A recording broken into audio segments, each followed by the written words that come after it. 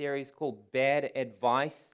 And we're trying to debunk some myths that maybe some of us believe and think is good advice for us. And we're trying to come down to, hey, what is really good advice? What are some principles that we can live by? And the way we're doing this is we're just opening God's Word and we're reading it and trying to see what it says, because as Jesus followers, we believe that it speaks into our lives. So if you're not a Jesus follower, I think today is probably the best day that you could have chosen to be with us at Gracegate, because you're going to actually see that some of you have been thinking some stuff about Christians for a long, long time. And maybe you're going to understand a bit more about us and hopefully even hold us even more accountable to what we actually believe. So if you weren't here last week, Zalia spoke, and she spoke about bad advice, and that was given that, hey, good people go to heaven. Can you remember that? Were you encouraged last week if you were here? Yeah? We're still waking up this morning. Participation would be good today. But if, that good people go to heaven, and we debunked that myth because we saw that actually it doesn't matter how many good things you do, and it doesn't actually matter how many bad things you do. That's never going to actually help you to get to heaven or actually get into a relationship with Jesus. The way we actually do that is actually Jesus does everything for us, all right? He has done all the work for us, and he actually stands in our place and takes the judgment for all our wrongdoings and says, hey, I've actually paid for that, and now you're able to be in relationship with me. And it's an amazing thing. It's this thing called grace, and it's basically what we're based about. It's this unconditional love. It's something that blows our mind. It's something that I still can't fathom. I can't grasp. I always love the saying that you can't out-sin God's grace for you. Like there's nothing that you can do that's going to actually scare God away from you. He loves you that much. We sang it this morning that he'll pursue you. He'll continuously pursue you with his love. That's the kind of God that he is, and he cares about us. And I love this thought. And if you've heard this before, like it's amazing. It's great to understand that this is what the Christian faith, it's the foundation of our faith. But then this question arises, and it's this question of like, so what does that actually mean then? Does that mean, Wes, that because of God's unconditional love, because there's nothing I can do more or there's nothing I can do less to change the way God actually sees me and loves me and cares about me, does that mean I can actually do whatever I want? Right? Have you thought about that? Like, does that mean now that I can just go and live my life however I actually want to, and like it doesn't actually matter because I'm saved by grace? And today that's what I want to speak about is this question and this bad advice, maybe you've heard it, of how, only God can judge me. Have you heard that saying? It was the great prophet Tupac who actually rapped that, right? Only God can judge me. Today, I've heard that it's still quite a really popular tattoo. Does anyone have that tattoo? Maybe, yeah? No? Don't have to be shy, all right? But this concept of only God can judge me. And I want to figure out, like, was Tupac onto something, yeah? Was he actually, is this bad advice? Is this good advice? Is there maybe some truth in this that, hey, actually, I can maybe do whatever I want because actually you have no right to actually judge me. Only God can actually judge me. So as I've been preparing this message this week, and I've been thinking about and praying about this, because I find this a challenging topic to speak about, right? Because none of us actually want to judge anyone. If in our culture we have this word judge, and like honestly, we don't like that word unless we're on the good side of that word, right? Unless we're receiving good judgment, then we actually prefer that word. We actually really enjoy that word.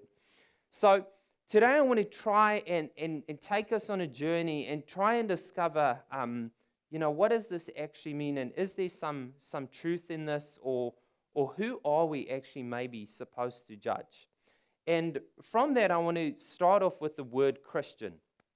Because I think, if I had to get everyone up here, give you a mic and say, hey, what is a Christian? I'm sure there'll be so many different narratives and understandings of what we believe a Christian is all about, right? If I had to go on the streets and I had to ask a few people, hey, what do you guys think a Christian is? What do you think they'll tell me? Any idea? What do you think people, anyone off the street might say? What? Christ-like, yeah? Some could say that. What else could some share and say about a Christian? A hypocrite? Yes. Christian. Oh, I know what Christians are. Christians are those hypocrites, right? They say you should do something, but they never do it. That's what, I understand what Christians are. Some might say, hey, Christians are the most generous people I know. They're really caring. They help people. They do awesome things. Other people might share, and this has actually been researched by a group called Barna in the United States. They did some research, and they asked people, hey, what the term Christian means to you, and they wrote a book called Unchristian. And one of the top things that they also mentioned in there is when they think of Christian, they think of judgmental. Christians are the most judgmental people out there. Now, is that a good thing or is that a bad thing? Well, I think it's a bad thing, right? I mean, that people are actually, when they speak about Christian, they actually say that, hey, those are the most judgmental people out there. What's interesting about this term Christian, and we don't often use it here at Gracegate, is because this term Christian only appears a few times in the Bible, actually. And Christians never actually gave themselves that definition, all right? They never actually called themselves Christians. What they actually called themselves was this word, disciple, all right? A disciple. And I think there's a big difference between the two, because a Christian gives us the understanding of a person who just believes, all right? Could just believe. But a disciple gives us so much more clarity in what they believe. And actually, it's a disciple actually steers us in a direction. It's like, hey, these guys aren't just guys who believe, but they actually putting into practice what they believe. Another term we use for disciple here is Jesus follower. In other words, disciples are people who follow Jesus step by step. They're following him. In other words, the more they follow him, the more they're actually becoming like Jesus. And this is the word that I want us to pretty much focus on today, Jesus follower, disciple. Now, interestingly, when Jesus was actually on this earth living, he gathered 12 guys who would follow him. And he picked them out, and these guys were actually, they didn't look anything like Jesus, all right? If you had to put them on a scale of, hey, these guys are reflecting everything that Jesus is about, they didn't measure up at all. But he chooses them to follow him, and he calls them out, and then he says, just before he's about to head out, he says, hey, I want you guys to understand what a disciple is and what a Jesus follower is. And he shares these words. He says, by this everyone will know that you are my disciples if you what? If you love one another, all right? If you want to understand what a Jesus follower is all about, if you want to understand what Jesus is speaking about when he speaks about disciples, he says, hey, the foundation of a disciple is someone who actually loves one another. They love one another, all right? The whole reason we have this movement called the church is because it is based upon loving one another. Whenever that is distorted, we come possibly back to the word Christian, or sometimes some of us have experienced this terminology when we haven't experienced love one another, but it actually falls under the umbrella of Christian. Does that make sense? For instance, sometimes we've almost it's been forced onto us, like, hey, you should actually believe this way. Or maybe it's even in a church that you've experienced the most judgment, even though you didn't even believe in Jesus. Now, what's interesting about this is Jesus shares this with his closest disciples, but then as he is about to leave the earth, all right, this is his last parting message that he shares. And this is what he says. Some of us know this as the Great Commission. He says this. He says, therefore go and do what? Make disciples of all nations, baptizing them in the name of the Father and of the Son and of the Holy Spirit. I love this, that Jesus gives the Great Commission. He gives a challenge, all right, to all his followers, to everyone. He says, hey guys, I want you to go out into the world and I want you to make disciples, all right? I want you to make disciples. And actually, this is actually one word, and the original word actually comes from, I want you to cause people to. I want you to cause people to actually follow me. And he goes on and he says, and teaching them to obey everything I have commanded you, and surely I am with you always to the very end of the age. So coming back quickly, all right? Here Jesus, he gives his disciples, he says, hey, if you want to know what a disciple is truly, if you want to know what a Jesus follower is truly, it is someone who does what? Loves one another, right?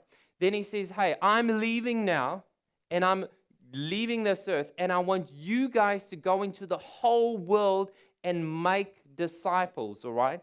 And the way I want you to go and do that is by loving one another. There is no other way, all right? There is no other way. The way I want you to go out into this world and cause people to actually follow you is by actually loving one another. And then the part now that I find is really contentious and is really hard is like, okay, well, how does that look? How do we actually love one another? How do we, if we say we are Jesus followers, if we say, man, God's grace is so good for us, I'm accepting that gift, I want to follow him. Now, how do I go and love one another? How do I go and make disciples? And the best way, and the way I believe, honestly, is the reason I'm a Jesus follower is because I honestly believe that if I follow Jesus, I'm going to be a better version of myself. If I follow Jesus, I'm going to be more kind. I'm going to be more loving. I'm going to actually try and practice forgiveness. I'm going to be more generous. If I follow Jesus and continuously walking behind him in his steps and embracing his teachers, I'm going to actually be transformed. And honestly, the way I hope others will actually be one and become disciples is only through love. That they'll actually see this product is so worth buying into. That they'll be like, man, this is something I want. This gift is irresistible. But something goes down in the church as the church actually starts growing. They start making lots of disciples, loving one another, caring for people. But something shifts probably about 300 years after Jesus actually moves off the earth. And the Roman Empire, actually takes control of the church. And instead of now actually loving one another, it's almost sort of dictated and forced upon them. And people are having to actually, they're in this contentious place of, hey, do I actually choose this? Is this the best way forward? And there comes a time where Paul, who was probably one of the best Jesus followers, changes his whole life. And there's a time where he goes to a place called Corinth, all right? And if you don't know much about Corinth, it's a port city. It's probably, if we have to think of a place nowadays that would relate with Corinth, it would probably be like Las Vegas. Whatever happens in Vegas stays in Vegas. This is the kind of community, this is the kind of people that lived there. They had no sort of values or standards. Everything happened. And honestly, you can go and read up about it. the stuff that actually went down there is really crazy stuff. And Paul actually, he goes to that community and he actually plants a church. He actually starts a church, people, disciples who are following Jesus and loving one another. And there's this part that I want to share with you today that we often don't read this passage because it's actually quite controversial and is quite maybe difficult to read, but it's actually something that I think can be so life-giving for us as Jesus followers.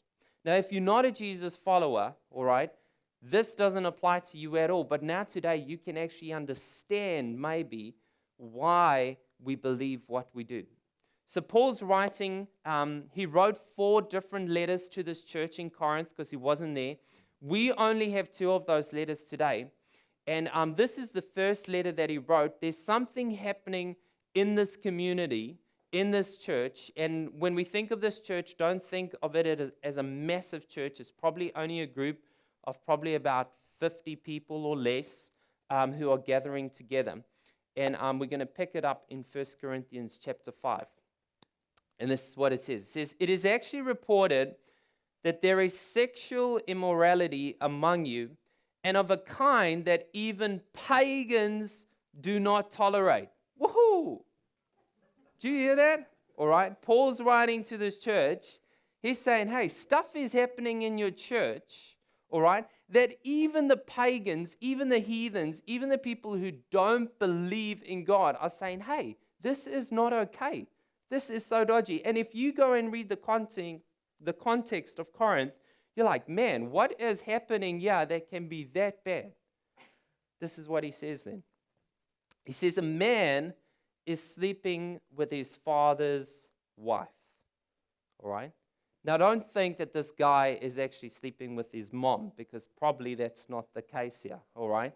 And what we understand is actually that this guy is probably his parents have maybe got divorced, his dad has remarried, and now he's actually sleeping maybe with his stepmom, or possibly even his mom passed away. So this is what's happening, all right? Pretty crazy, and this is in the church. This is in the Christians. This is in the community of Jesus followers, Paul writing to them. And this is what he says then. He says, and you are proud, all right? And hang on, whoa, stop there. He says, and you are proud. In other words, like, you guys know what's going on. You see what's happening, all right? Even the pagans think this isn't on. And you guys have standards. And what he's actually saying is, if the pagans think this isn't right, he's saying even the pagans have standards. Even Jesus' followers have standards, because we all have actually standards that we are held accountable to if we fall under that umbrella, right? He says, shouldn't you rather have gone into mourning and have put out of your fellowship the man who has been doing this, right? Shouldn't you guys have been in mourning and actually gone to the person and said, hey, sorry, but this doesn't work here. You need to leave our fellowship. Paul writes, and he says then, for my part, even though I am not physically present, I am with you in spirit, as one who is present with you in this way. Paul just saying, hey, I'm not with you. That's why I'm writing this letter of encouragement. And then this is what he says. He says, I have already done what? Passed judgment. Whoa, wait. Aren't we the church? Aren't we the people who are supposed to not judge others? Right?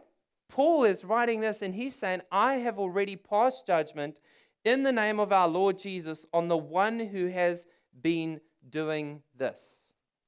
I mean, no, Paul, I don't understand. Like, I've always understood that the church, right, that we shouldn't judge each other. I mean, that's what I've understood all the time, that we shouldn't judge each other. And now you, Paul, you're writing and you're saying, hey, that you have already passed judgment on this person. How does that make sense? And we would say, like, doesn't the Bible teach something different? And Paul would argue and he'd say, I'm writing the Bible, right? This is what I'm actually writing. And he says, I have already passed judgment.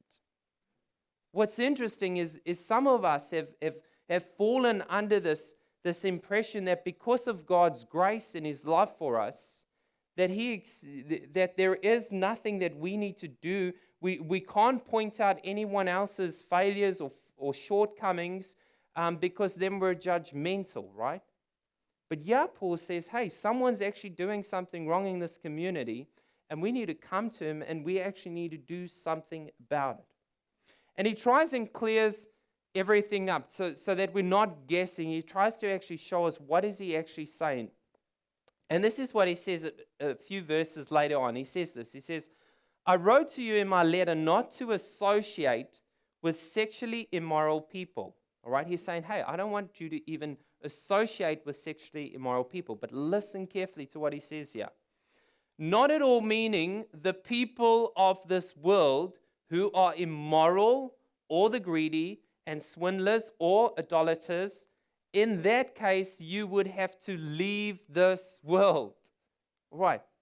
Do you understand what Paul is saying here? Paul is saying, hey, I've told you guys that you shouldn't hang out with the sexually immoral, the greedy, those who are backbiting you, those who are placing other gods in front of me. He says, hey, but if you had to do that, guess what? You'd be alone, right? You wouldn't be around anyone.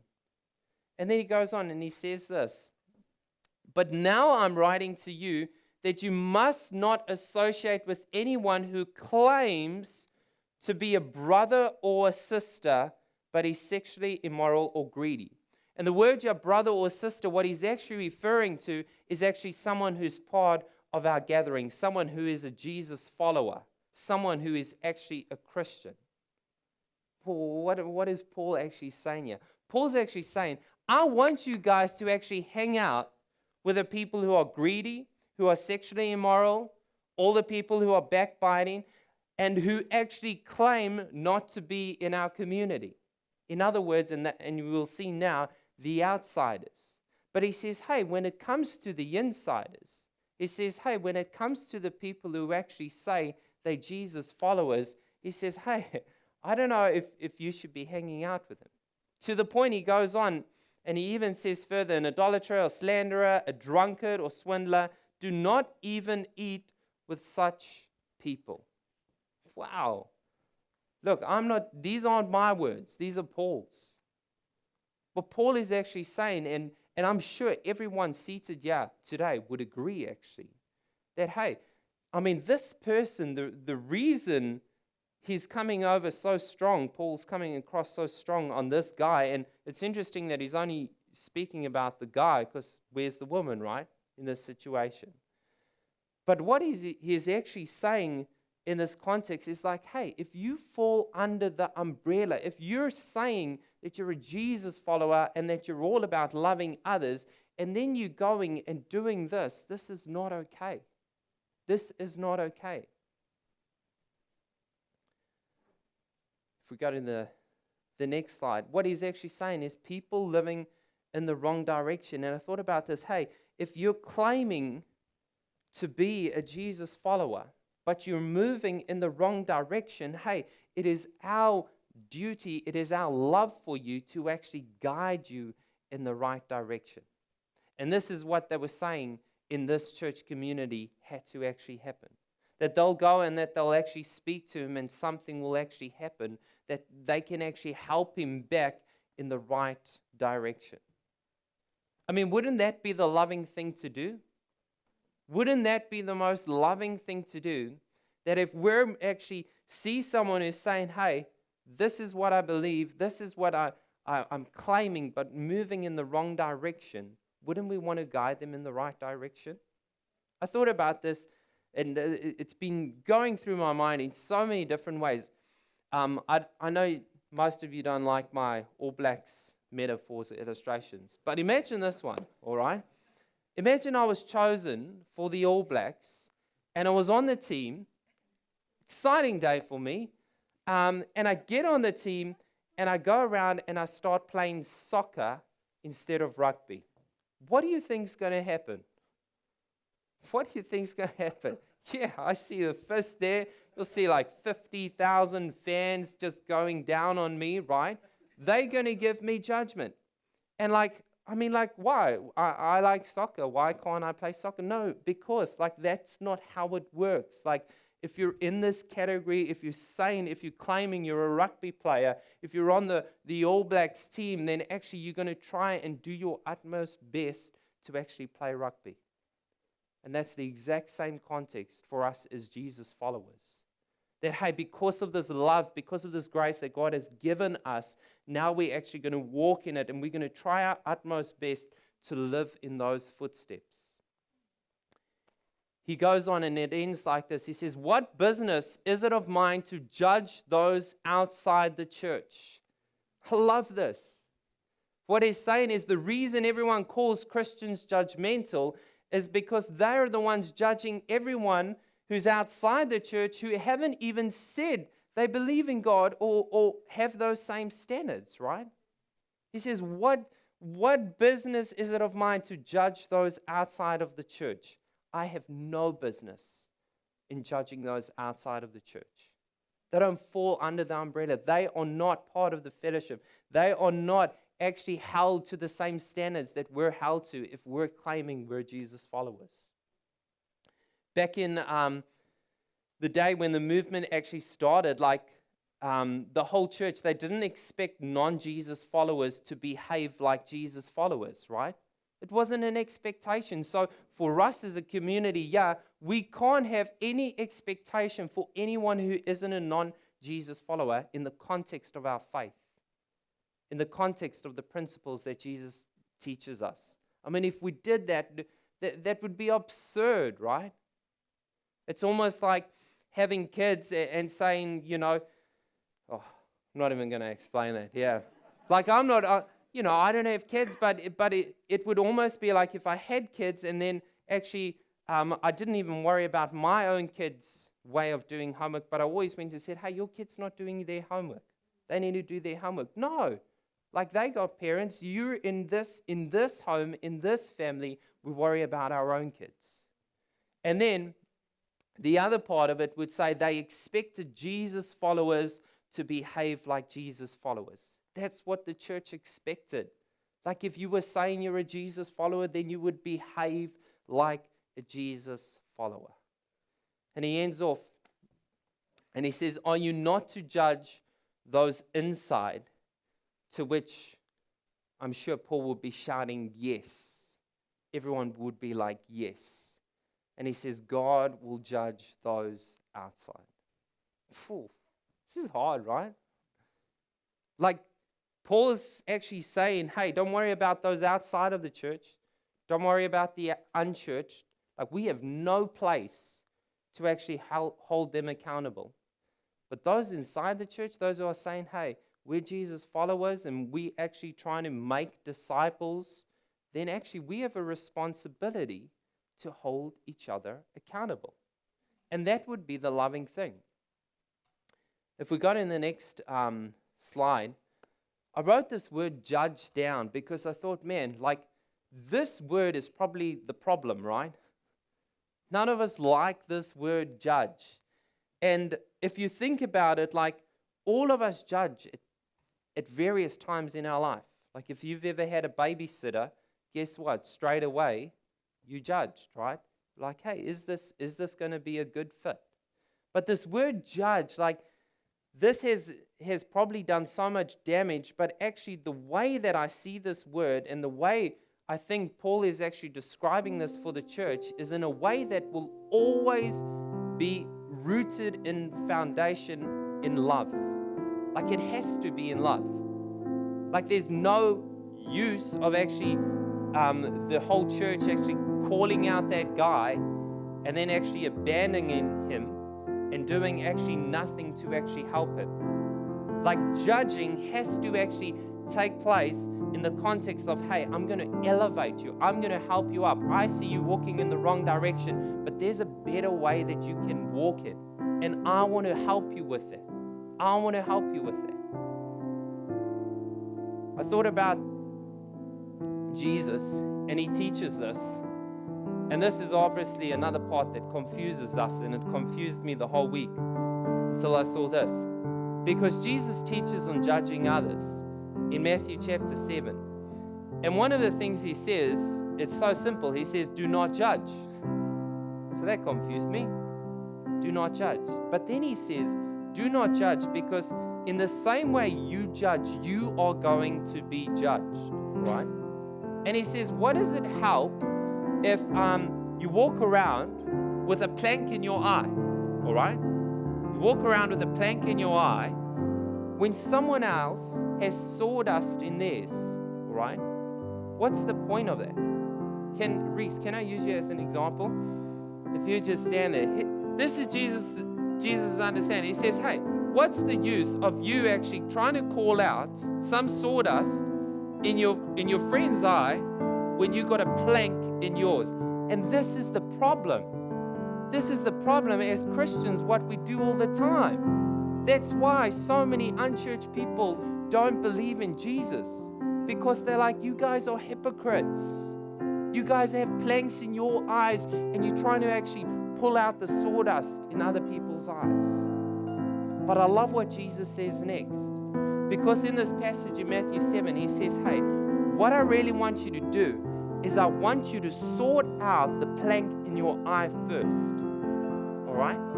I want you to sort it out. In other words, I want you to actually deal with it. I want you to bring it to me. I want you to bring, the whole context of this is always in sin. Sin which destroys, sin which actually at first it looks like a good idea, but then it becomes an addiction.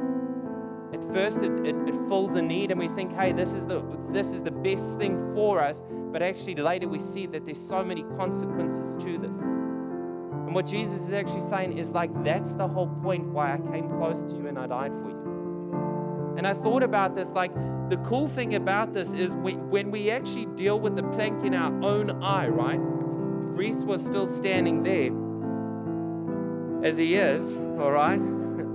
If we deal with the plank in our own eye, check what happens. Like, I'm always at a distance to Reese now, right? I'm far from him. I don't know anything about him except a few things that I can see, and I say, hey, judgment, judgment. That's what Jesus is saying. Stop doing that, because it's not helping anyone. Sort your own eye out first. So I sort it out. I come to God and I say, hey, God, I really need your help. I'm struggling with this sin. Help me. What God does is he transforms us from the inside out. And then he says, and then you can actually go and help your friend with the sawdust in his eye. Because no one wants sawdust in their eye. Like, I hate something in my eye. It's the most irritating thing ever. But now I actually have, more proximity. I can actually come a lot closer to the person, and I can actually say, hey, I've been observing, I'm a lot closer now, and there's some sawdust in your eye. That, I think, is what Jesus is actually saying. Thanks, Reese. What he's actually saying is he wants us as a community to come as close as we possibly can to each other, where we can actually help each other, where we can actually help each other move in the right direction. But hey, don't be that person. Don't be that hypocrite who's just like, hey, yeah, I can see what you're doing. No. What God's looking for is surrender. He's looking for us not to rationalize with our sin, but actually to come to a place of repentance and say, hey, God, I'm walking down the wrong path. Help me. And how awesome is it to have a community who would actually help us with that, who would love one another in that.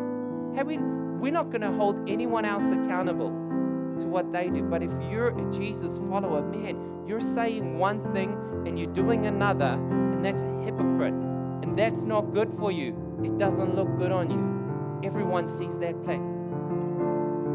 Today I want to encourage us and I want to challenge us. And I don't know where you're at in your walk with God. And this is the hard place, because it's a tension between grace and truth. It's a tension of, how do I love this person?